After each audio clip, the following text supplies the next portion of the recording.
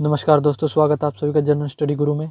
यहाँ पर आपको सभी कम्पिटिटिव एग्जाम के लिए जीके अथवा जीएस कराई जाएगी। सभी कम्पिटिटिव एग्जाम जैसे UPSC, SSC, banking, railway, other state exam जिसमें भी जीके आती है वो सब यहाँ पर कवर किए जाएंगे। इस वीडियो में हम लूसेंट जीके बुक का 22वां पेज क्वेश्चन फॉर्मेट में कवर करेंगे। तो चलिए दोस्तों देखते हैं अपना पहला क्वेश्चन नंबर 1। अलाउद्दीन खिलजी द्वारा नियुक्त कौन सा अधिकारी वस्तुओं का परमिट जारी करता था? ए परवाना नवीस, बी सराय ए अदल, सी सहनाए मंडी, डी दीवाने रियासत। तो इस क्वेश्चन का सही आंसर है ऑप्शन ए परवाना नवीस। अलाउद्दीन द्वारा नियुक्त परवाना नवीस नामक अधिकारी वस्तुओं की परमिट जारी करता था। याद रखना आपको, परवाना नवीस का क्या काम था? वस्तुओं के परमिट जारी करना। बढ़ते अपने अगले क्वेश्चन की तरफ। Question number 2। निम्न में से कौन सी कृति इसामी की है?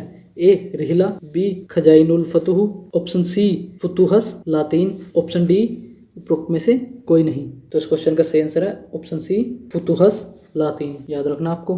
खजाइनुल फतुह अमीर खुसरो, रिहला इब्न बतूता एवं फुतुहस लातीन इसामी की कृति है। जैसे ऑप्शन ए में रिहला दिया गया है तो वो है इब्न बतूता की कृति। ऑप्शन बी खजाइनुल फतुह दिया गया है तो वो है अमीर खुसरो की कृति। और हमसे पूछा गया है इसामी की कृति, तो ऑप्शन सी फुतुहस लातीन इसामी की कृति है। ये आपको याद रखना है। बढ़ते अपने अगले क्वेश्चन की तरफ। Question number 3। अलाउद्दीन खिलजी के शासनकाल में मंगोलों ने दूसरा आक्रमण किसके नेतृत्व में किया था?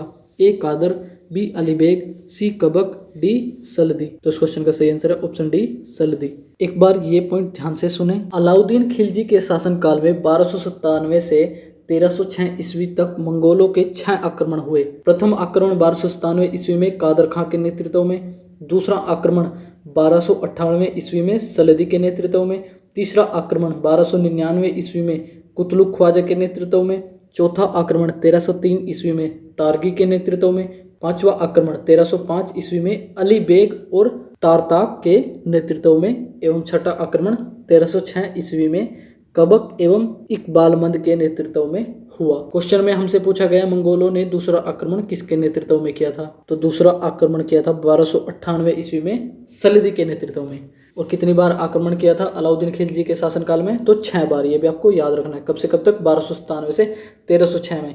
दूसरा आक्रमण 1298 ईस्वी में किया था। आपको वीडियो के साथ साथ बुक में भी देखते चलना है। इससे आपके एक तो ये बात याद रहेगा कि किस शासक की बात हो रही है, किस वंश की बात हो रही है, और आपको चीजों को याद करने में आसानी भी होगी। बढ़ते अपने अगले क्वेश्चन की तरफ। Question number 4। निम्न में से किसने मुबारक खिलजी की हत्या कर दी थी? ए गाजी मलिक ने, बी अलाउद्दीन खिलजी ने, सी खुसरो खां ने, डी मोहम्मद बिन तुगलक ने। तो इस क्वेश्चन का सही आंसर है ऑप्शन सी खुसरो खां ने। याद रखना आपको। मुबारक के वजीर खुसरो खां ने 15 अप्रैल 1320 ईस्वी को इसकी हत्या कर दी और स्वयं दिल्ली के सिंहासन पर बैठा। तो इस पॉइंट के अनुसार खुसरो खां ने मुबारक खिलजी की हत्या कब की? तो आंसर होगा 15 अप्रैल 1320 ईस्वी में। लेकिन हमसे पूछा गया है कि मुबारक की हत्या किसने की? तो खुसरो खां ने, और वो कौन था? मुबारक का वजीर। याद रखना आपको। बढ़ते अपने अगले क्वेश्चन की तरफ। Question number 5। नहरों का निर्माण करने वाला पहला शासक कौन था? ए गयासुद्दीन तुगलक, बी कुतुबुद्दीन ऐबक, सी मोहम्मद गोरी, डी फिरोज तुगलक। इस क्वेश्चन का सही आंसर है ऑप्शन ए गयासुद्दीन तुगलक। गयासुद्दीन तुगलक ने सिंचाई के लिए कुओं एवं नहरों का निर्माण करवाया। संभवतः नहरों का निर्माण करने वाला गयासुद्दीन प्रथम शासक था। ये आपको याद रखना है। पढ़ते अपने अगले क्वेश्चन की तरफ। Question number 6। गयासुद्दीन के बाद दिल्ली के सिंहासन पर कौन बैठा था? ए फिरोज तुगलक, बी नसरुद्दीन महमूद तुगलक, सी महमूद बिन तुगलक, डी उपरोक्त में से कोई नहीं। तो इस क्वेश्चन का सही आंसर है ऑप्शन सी मोहम्मद बिन तुगलक। याद रखना आपको। गयासुद्दीन तुगलक की मृत्यु 1325 ईस्वी में बंगाल के अभियान से लौटते समय जूना खां द्वारा निर्मित लकड़ी के महल में दबकर हो गई। गयासुद्दीन के बाद जूना खां मोहम्मद बिन तुगलक के नाम से दिल्ली के सिंहासन पर बैठा। तो दिल्ली के सिंहासन पर कौन बैठा गयासुद्दीन के बाद?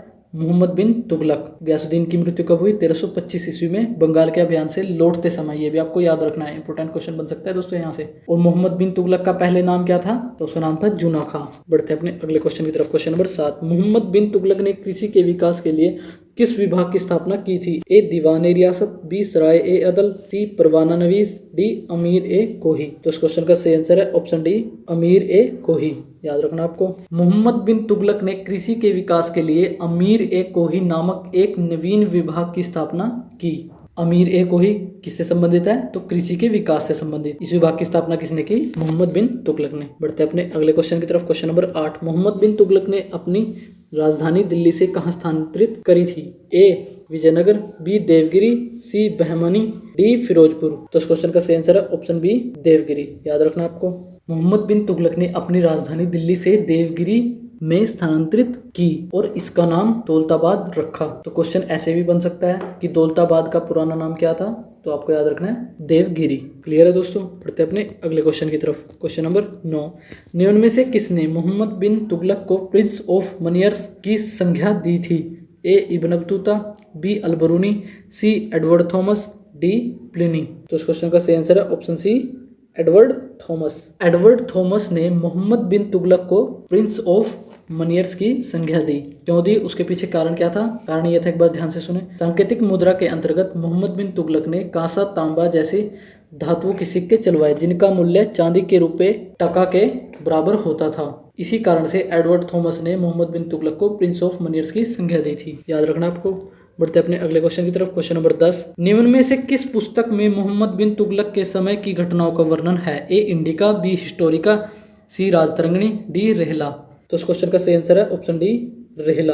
अफ्रीकी यात्री इब्न बतूता लगभग 1333 ईस्वी में भारत आया और सुल्तान ने इसे दिल्ली का काजी नियुक्त किया। 1342 ईस्वी में सुल्तान ने इसे अपने राजदूत के रूप में चीन भेजा। इब्न बतूता की पुस्तक रेहला में मोहम्मद तुगलक के समय की घटनाओं का वर्णन है। इसने अपनी पुस्तक में विदेशी यात्रियों का आगमन, डाक चौकियों की स्थापना यानी डाक व्यवस्था एवं गुप्तचर व्यवस्था के बारे में लिखा है। तो रेहला किसकी रचना है? इब्न बतूता की, और इसमें मोहम्मद बिन तुगलक के समय की घटनाओं का वर्णन है। क्लियर है दोस्तों। बढ़ते अपने अगले क्वेश्चन की तरफ। क्वेश्चन नंबर 11, मोहम्मद बिन तुगलक किसका शिष्य था? ए शेख अलाउद्दीन, बी शेख बुरहानुद्दीन, सी शेख अब्दुल्ला सत्तारी, डी मोहम्मद गोस। तो इस क्वेश्चन का सही आंसर है ऑप्शन ए शेख अलाउद्दीन। मोहम्मद बिन तुगलक शेख अलाउद्दीन का शिष्य था। वह सल्तनत का पहला शासक था जो अजमेर में शेख मोइनुद्दीन चिश्ती की दरगाह और बहराइच में सालार मसूद गाजी के मकबरे में गया था।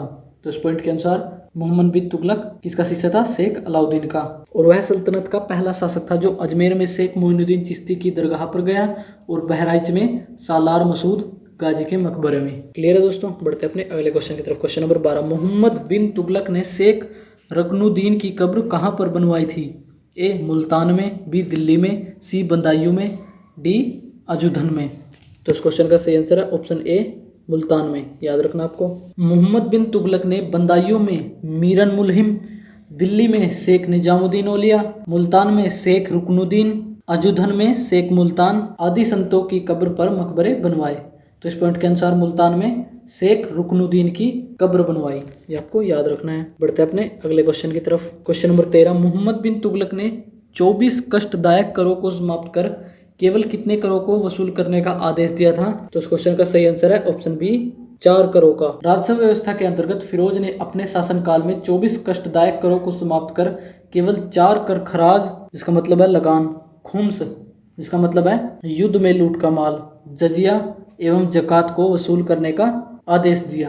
ये आपको याद रखना है। कौन कौन से वो 4 कर थे? खराज, खुम्स, जजिया एवं जकात। क्लियर है दोस्तों। बढ़ते अपने अगले क्वेश्चन की तरफ। क्वेश्चन नंबर 14, ब्राह्मणों पर जजिया लागू करने वाला पहला शासक कौन था? ए अकबर, बी कुतुबुद्दीन, सी फिरोज तुगलक, डी मुबारक खिलजी। तो इस क्वेश्चन का सही आंसर है ऑप्शन सी फिरोज तुगलक। फिरोज तुगलक ब्राह्मणों पर जजिया लागू करने वाला पहला मुसलमान शासक था। याद रखना आपने। बढ़ते अपने अगले क्वेश्चन की तरफ। क्वेश्चन नंबर 15, मोहम्मद बिन तुगलक द्वारा क्रियान्वित क्रमशः 4 योजनाओं में से नहीं है। ए राजधानी परिवर्तन, बी सिक्कों की जमाखोरी, सी सांकेतिक मुद्रा का प्रचलन, डी खुरासान एवं कराचिल का अभियान। तो इस क्वेश्चन का सही आंसर है ऑप्शन बी सिक्कों की जमाखोरी। मोहम्मद बिन तुगलक द्वारा क्रियान्वित क्रमशः 4 योजनाएं इस प्रकार हैं। दोआब क्षेत्र में कर वृद्धि, नंबर 2 राजधानी परिवर्तन, नंबर 3 सांकेतिक मुद्रा का प्रचलन, नंबर 4 खुरासान एवं कराचील का अभियान। तो सिक्कों की जमाखोरी नहीं है इसमें, ये आपको याद रखना है। क्लियर है दोस्तों। बढ़ते अपने अगले क्वेश्चन की तरफ। क्वेश्चन नंबर 16, अलाउद्दीन खिलजी ने स्वयं को किस उपाधि से विभूषित किया था? आंसर है सिकंदर ए सानी। सिकंदर ए सानी उपाधि से स्वयं को किसने विभूषित किया? तो आंसर होगा अलाउद्दीन खिलजी। क्वेश्चन किसी भी प्रकार से आपसे पूछ सकता है, आपको कंफ्यूज नहीं होना है। बढ़ते हैं अपने अगले क्वेश्चन की तरफ। क्वेश्चन नंबर 17, अलाउद्दीन खिलजी की आर्थिक नीति की व्यापक जानकारी कहाँ से मिलती है?